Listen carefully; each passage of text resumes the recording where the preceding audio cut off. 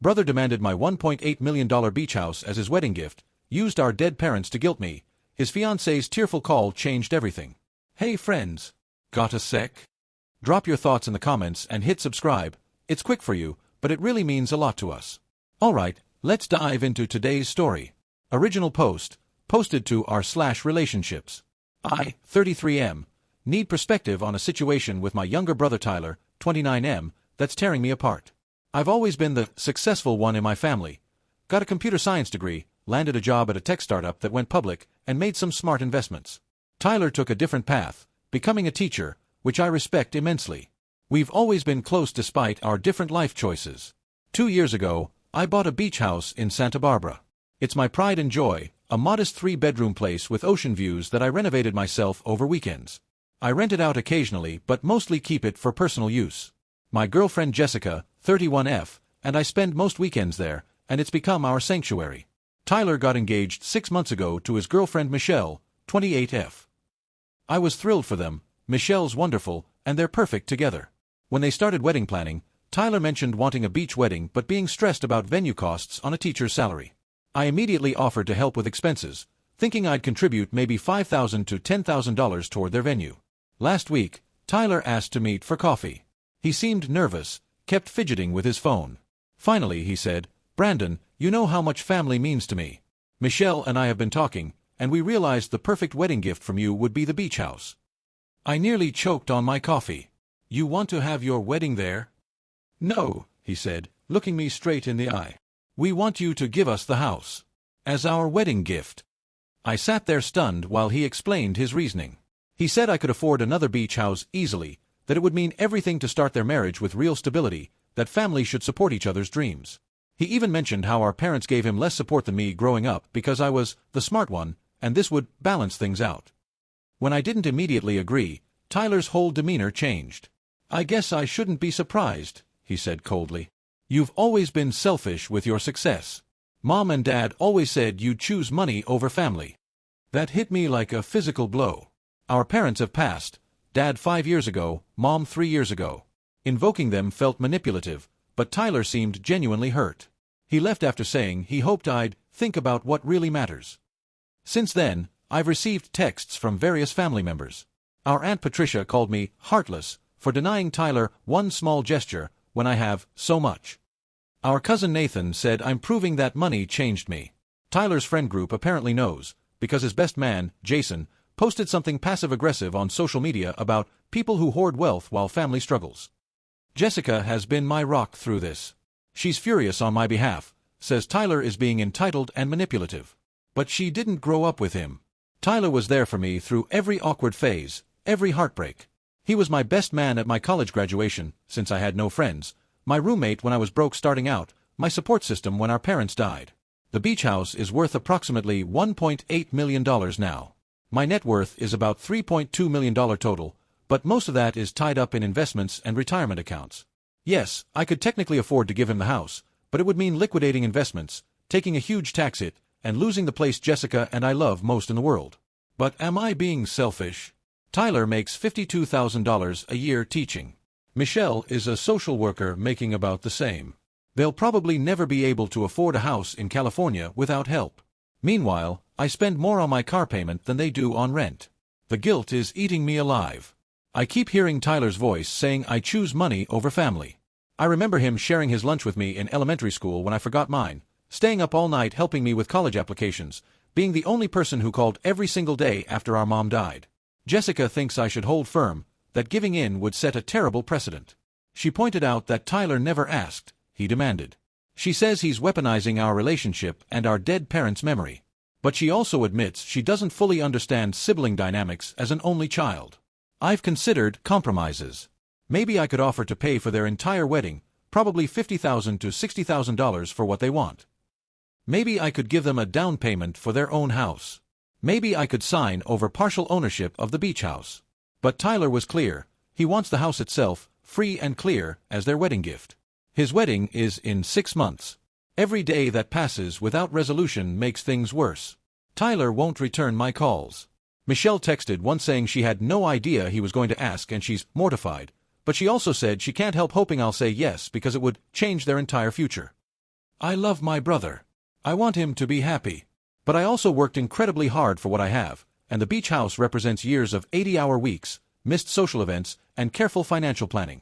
It's also the place where Jessica and I fell deeply in love, where we've talked about our own future, where we were planning to raise our kids someday. Am I the asshole for not giving my brother my beach house? How do I choose between family and my own future? Has anyone dealt with similar family dynamics around money? I need outside perspective because I honestly can't tell if I'm being reasonable or selfish anymore. Update 1. 2 weeks later. Thank you to everyone who responded to my original post. Your perspectives, especially from those who've dealt with similar family money dynamics, were eye-opening. I wanted to update you on what's happened. After reading your comments, Jessica and I had a long conversation. She admitted she'd been holding back her full thoughts because she didn't want to seem like she was turning me against Tyler. But when I pushed, she laid it all out. Brandon, she said, I need you to really think about your relationship with your family. Not the childhood memories or the grief bond after losing your parents, the actual relationship dynamics now. She pulled out her phone and showed me a list she'd been keeping.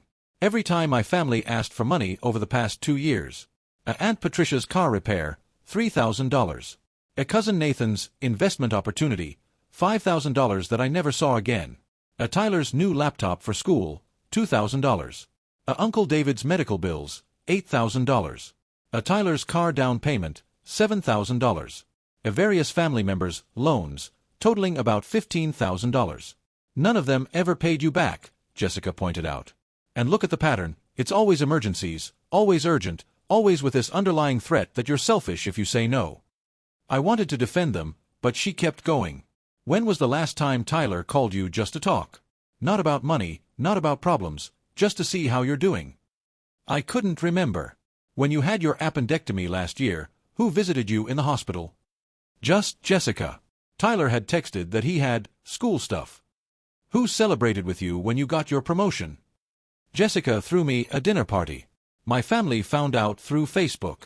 She wasn't done. Brandon, they don't see you as a brother or nephew or cousin. They see you as an ATM.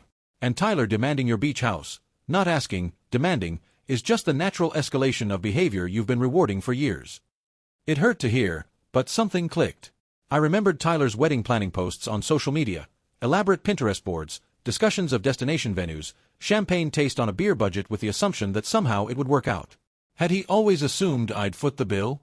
Jessica suggested we practice responses together. She role-played as Tyler while I practiced saying, I love you, but I won't be giving you my beach house. I'm happy to contribute $10,000 toward your wedding as my gift.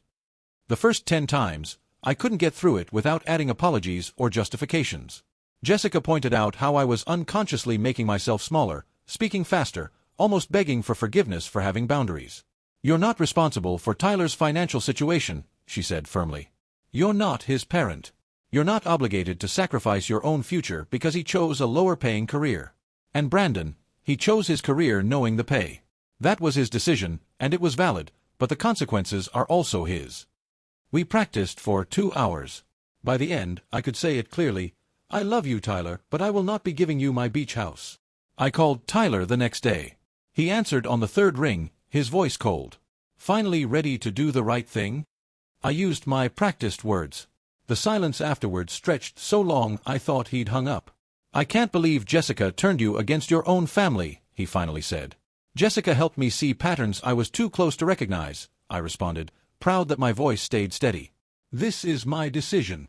Mom would be disgusted, Tyler said. She always said family comes first.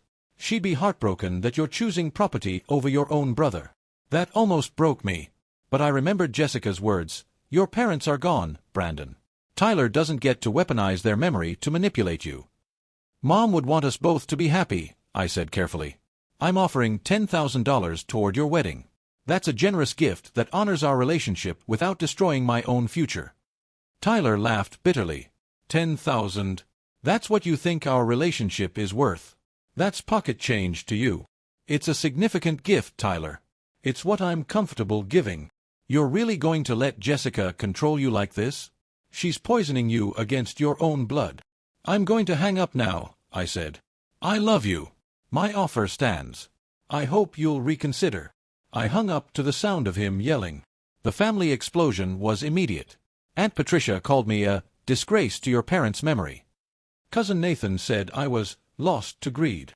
The social media subliminals intensified. But Jessica helped me see something else. None of them offered to help Tyler themselves. Aunt Patricia, who called me selfish, didn't offer her own savings.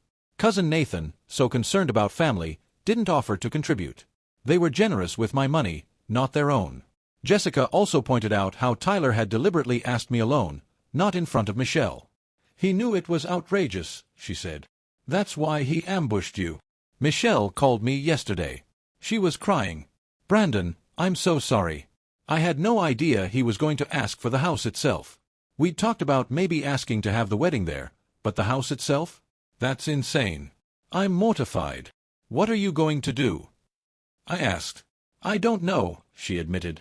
I love Tyler, but this has shown me a side of him I didn't know existed. The entitlement, the manipulation.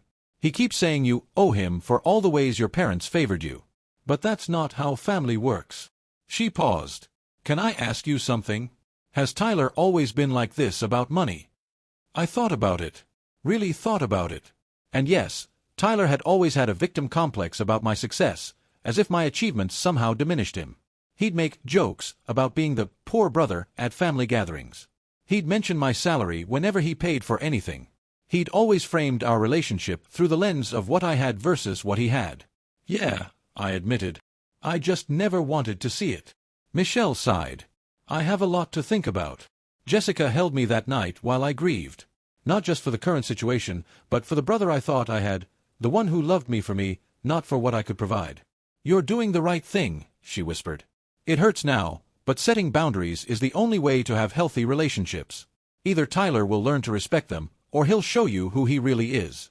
Either way, you'll know. Update 2, 6 weeks later. The last 6 weeks have been a masterclass in family dynamics and personal growth. After my conversation with Michelle, things got worse before they got better. Tyler went nuclear. He sent a family-wide email detailing every perceived slight from our childhood. How our parents paid for my SAT prep but not his. How I got a car for graduation, a 15-year-old Honda, while he got a watch. How our dad spent more time at my science fairs than his soccer games. Years of resentment poured out in a 3,000-word manifesto that painted me as the golden child who now refused to share his stolen advantages. Several family members forwarded it to me with their own commentary. Aunt Patricia added, Tyler's right. You were always the favorite. Uncle David said, maybe now you'll understand how Tyler has suffered. But here's what changed everything. Jessica's parents, Robert and Linda, invited us to dinner. They'd been watching this unfold from the sidelines, and Linda, a retired family therapist, offered perspective that shifted my entire worldview. Brandon, Linda said gently, you're dealing with multi-generational patterns here. Your parents, rest their souls, probably did favor you in some ways. Not maliciously, but because you were easier. You got good grades, you didn't get in trouble, you followed the path they understood. Tyler struggled more, needed different support they didn't know how to give. Robert, a retired financial advisor, added, but here's what Tyler doesn't understand. Your success isn't just from those advantages. You worked 18-hour days. You took risks. You lived on ramen for 2 years to save money. You earned what you have. Linda continued, Tyler's pain is real. His feelings of inadequacy are valid. But his response, demanding you fix his life by giving him $1.8 million in property, that's not healing. That's perpetuating dysfunction. They helped me see that I'd been enabling Tyler's victim narrative by constantly trying to compensate for perceived inequalities. Every time I gave him money, I was unconsciously agreeing that I owed him something, that my success was somehow stolen from him. The kindest thing you can do for Tyler, Linda said, is to stop enabling his narrative that he's powerless. He's a grown man with a job, a fiancé, and agency over his own life. Armed with this perspective, I wrote Tyler a letter. Not an email, not a text, a physical letter that I had to think about, revise, and deliberately send. Here's part of it. Tyler, I've read your email several times. You're right that our parents weren't perfect. You're right that sometimes things felt unfair. Your pain is valid, and I'm sorry for the times I didn't see or acknowledge it. But Tyler, we're both adults now. Our parents are gone. We can't change the past, but we're each responsible for our own futures. I'm proud of you for becoming a teacher. You shape young minds, make a real difference in the world. That matters more than any amount of money. But if you're unhappy with your financial situation, That's something only you can change. I can't and won't fix your life by giving you mine. I love you. I always have. But love doesn't mean I have to sacrifice everything I've built. It doesn't mean I have to prove my affection through increasingly large financial gifts. My offer stands, $10,000 toward your wedding as my gift to celebrate your marriage. If you can accept that with grace, I'd love to be there to support you. If you can't, I'll understand, but I won't be manipulated or guilt into giving more. You're my brother. That will never change. But the dynamic where you see me as a resource rather than a person, that needs to change. With love, Brandon. Tyler didn't respond directly to me, but Michelle called. She was crying again, but this time they sounded like tears of relief. Brandon, your letter. Tyler needed to hear that. He broke down completely. For the first time, he's talking about his real feelings instead of just his anger.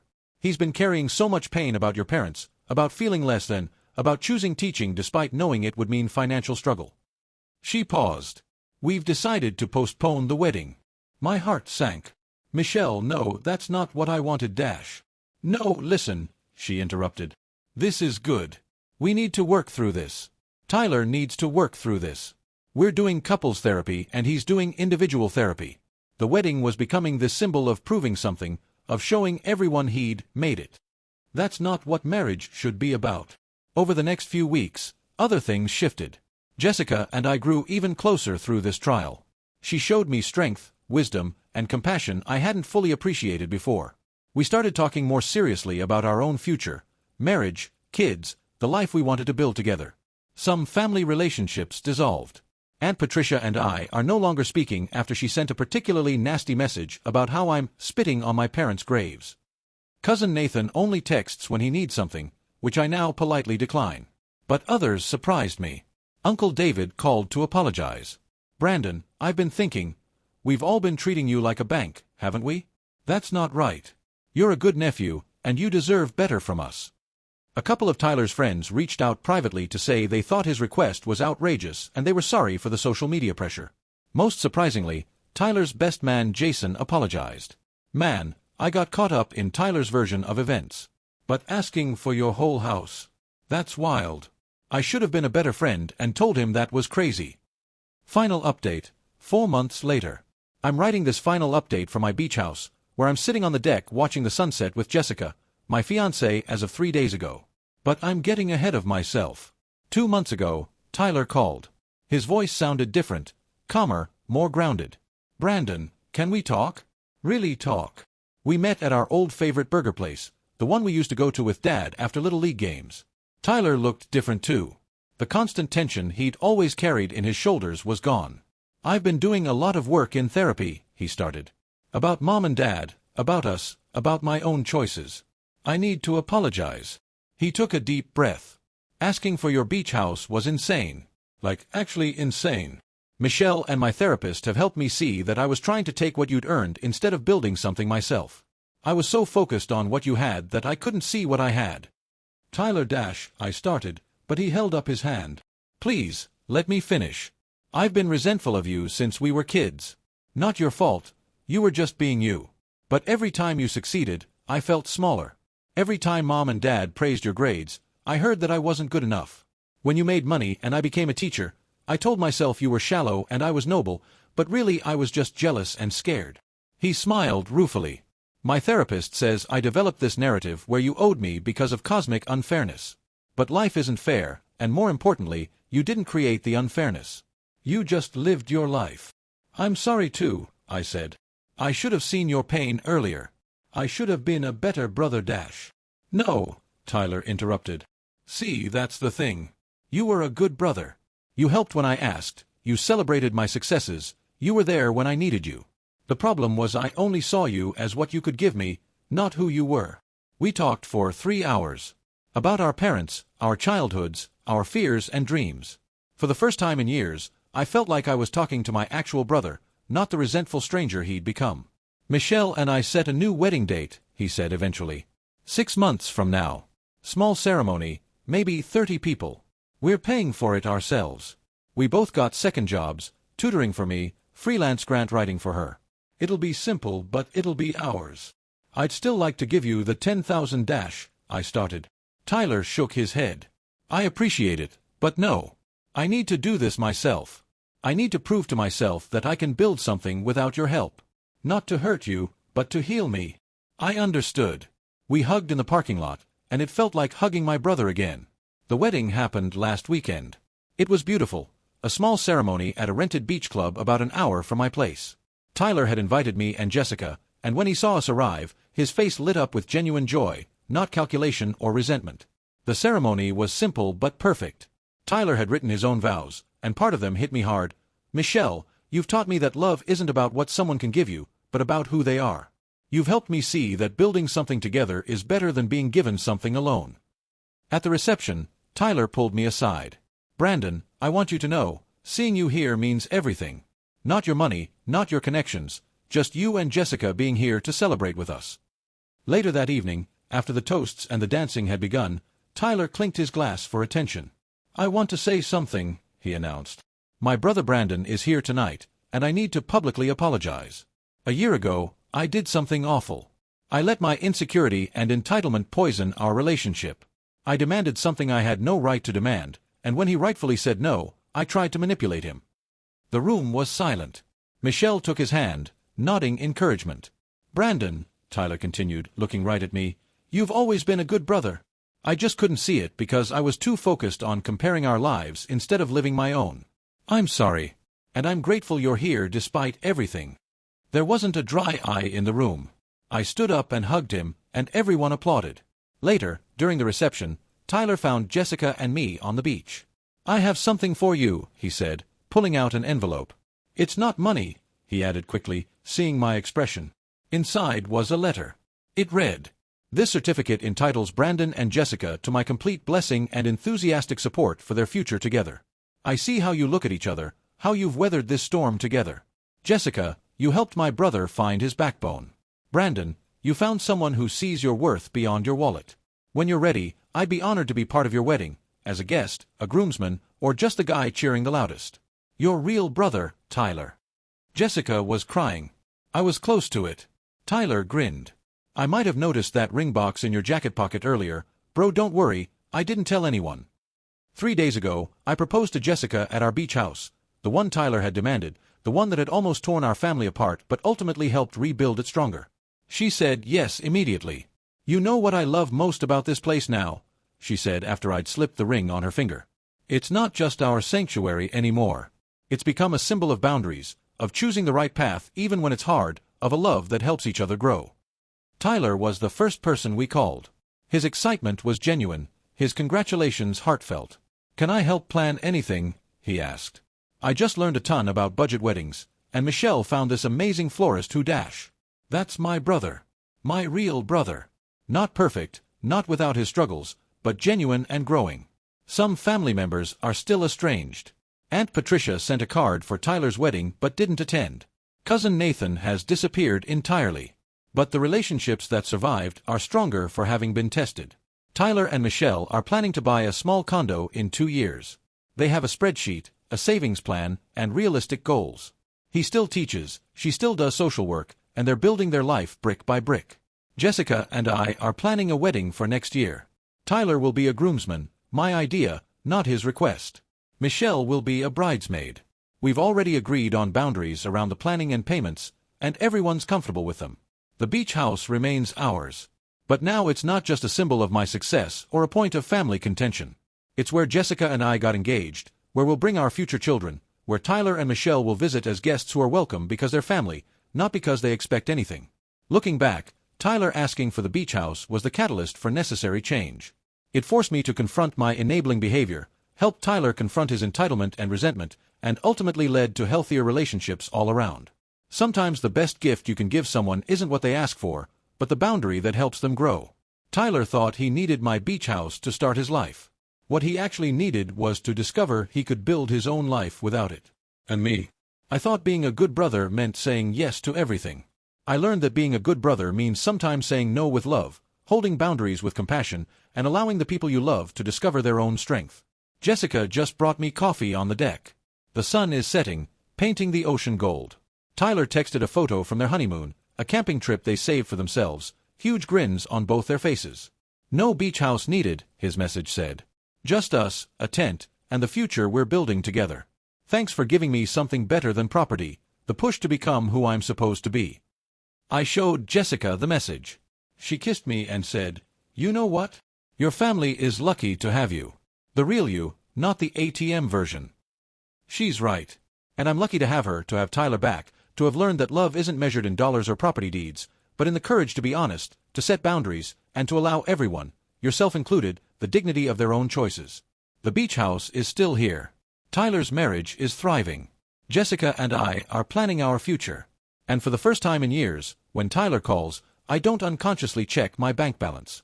I just answer the phone, ready to talk to my brother. That's worth more than any property could ever be.